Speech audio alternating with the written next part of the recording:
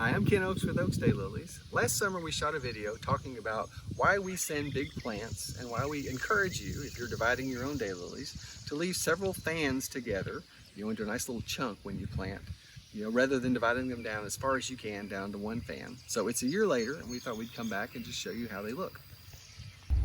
So here's a clip from the video last summer when we were planting these. So I've got these planted. I'm going to come back here after we finish shooting the video and mulch these. Daylilies aren't picky about what kind of mulch. I'm just going to use some wood chips. And then I'm going to come back and water them in well. Water is really important for daylilies for best performance.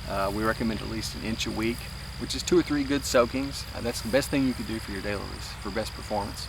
And then I'm looking forward to seeing how these turn out in the spring, so you'll have to check back and see that video when we do that.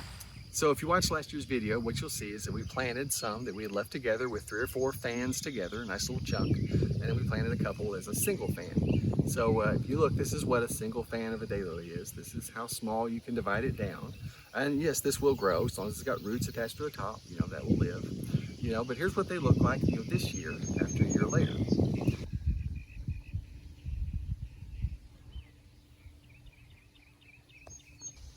So here in the back, these are the ones that we left several fans together in a nice little clump and planted. As you can see, they got they've got nice leaves, nice clump of foliage there. They did bloom this season. We forgot to get out here when they were blooming and do this video, but you can see the scapes from where they bloomed this summer. And then in front, this is the ones that we divided down to a single fan. As you can tell, it's still a single fan. I'm a little surprised at that. This one's got a little baby coming on the side of it there. These did not bloom this year, and I guess we'll just have to see if they bloom next year. I'm not sure that they will. So this is why we recommend leaving several fans together when you plant. So I hope you enjoyed seeing that update on the daylilies we planted last summer. If you want to watch the whole video from last year, here's a link to that. Just a reminder, this is why we always send big plants. Everything we send has at least 3 fans left together in a little clump, because we want them to take off in your garden just like these did here in the video.